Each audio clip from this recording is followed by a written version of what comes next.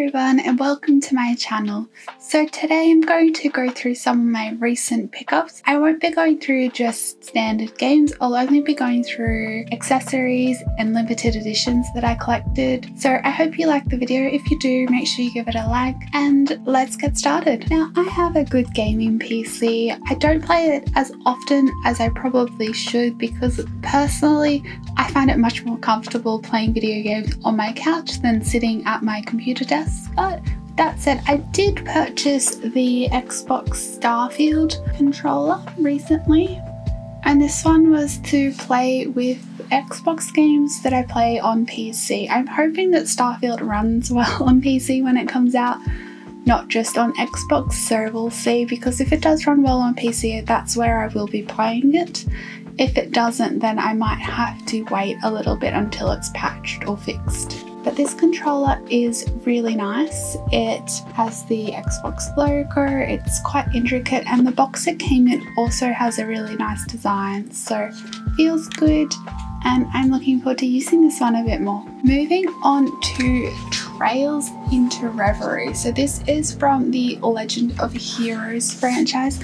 I'm a big fan of the Legend of Heroes franchise, especially like Legends of Heroes Trails of Cold Steel and that arc in the story. It's just such a big world and it's got a lot of characters and they overlap the story. The world building is some of the best I've seen. Now I'm yet to play this game, but I'm definitely looking forward to it. I've heard it is one of the best in the whole franchise, so it will be exciting when I finally get to play it, and it concludes a couple of the arcs, so that's really cool as well. Inside the collector's edition, you have the game. You also have a steelbook. I'm not a big fan of these steelbooks. I think they're a little bit chunky compared to other steelbooks. You've also got the official soundtrack, a storybook, and the art book. So the storybook is called 3 and 9, A Trail's Tale, and I'm not 100% sure what the story is of, but it looks like it's about Celia, Reinhard, and Gray. So I haven't read this one yet. I'm not sure where it fits in compared to the game, but it is an interesting edition.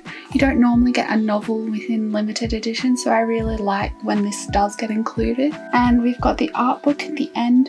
This one, hopefully no spoilers in this, but it has a lot of the character art designs in it. It is quite compact.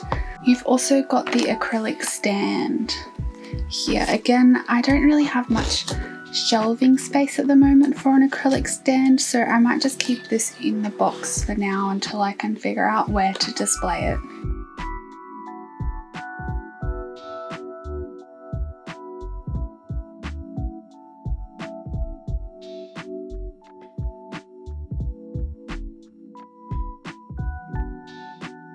Now I did pick up a couple of Otome games in the last couple of months, so I'll go through them both together. Now for those of you that don't know what Otome games are, they're basically romance games in which you play a character, generally a female protagonist, and then throughout the game you make choices and in the end you end up romancing one of the male characters within the game.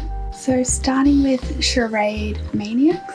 Yet to play this one, so I did pick up the limited edition of this one, but again, the limited edition is quite nice, and I often always pick these ones up because they can be quite expensive secondhand. This one does include a drama CD, so that's quite interesting. So it has a little bit more story in the drama CD, as well as a steelbook and an art book, and of course some character cards. It also does have more of a story in one of the sections. I'm not sure if it's a story segment from the game or an additional story. I'm yet to play through the game, as I said, so I will find out once I've played through the game and read that whether it matches up to anything in the game or is a completely separate additional add-on story for you to enjoy.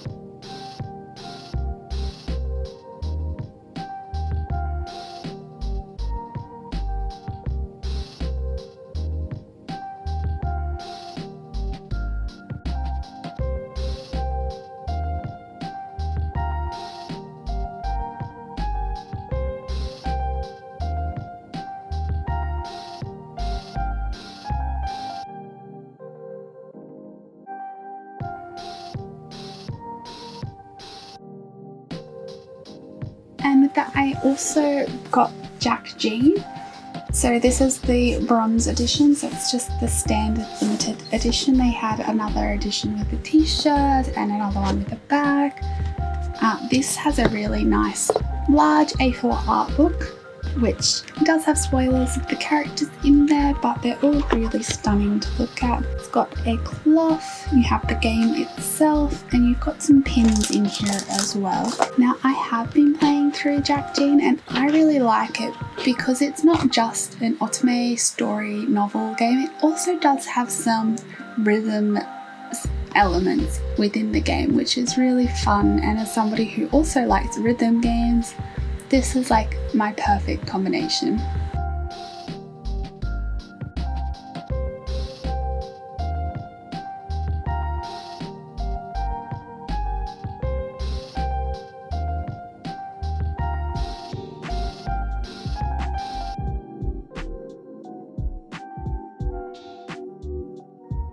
Moving on, I have A Story of Seasons, A Wonderful Life limited edition. Now in Australia, I think we got a little bit ripped off because we didn't get the little plushie that the North American version came with, unfortunately, but I will say I actually really appreciate the notebook in this limited edition. It is quite big and quite thick, so it'll definitely come in handy, and the cute little animals inside the notebook pages are a really nice addition. As for the game itself, this was originally a GameCube game that's now been brought to Nintendo Switch, so it is classic, and I know that it still probably plays a little old school with some minor tweaks to modernize it. Things like character names have been updated, also the visuals have been updated, so again, there's little things that adhere to make it more modern, but it still is an old school Story of Seasons, one where you have to get married within the first year and things like that. It is definitely for a casual gamer who likes farming sims and those sorts of games already. If you're not into those games already, I would probably recommend a more modern game for you to play in that genre.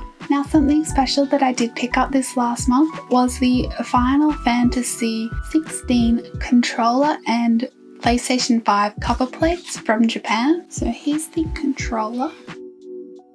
It is just a PlayStation 5 controller, and you can see here it's got Final Fantasy 16 on the back and the beautiful graphics on the front.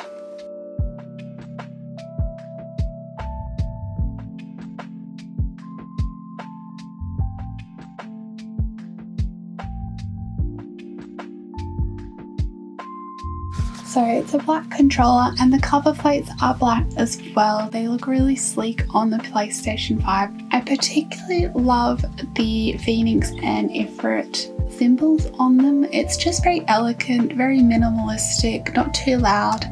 So it looks really nice. So that was something that I was really excited to get. Something that I had to import from Japan. Luckily to Australia, shipping from Japan isn't too expensive, so it doesn't add too much to the cost to purchase these items, but there is limited ways to get them as they weren't released outside of Japan. Now, the final thing I did pick up, which is a little bit novel, it's not a limited edition or anything like that, but this is the Pokémon Go Plus Plus, I guess we call it Plus Plus, and I got it to go with Pokémon Sleep.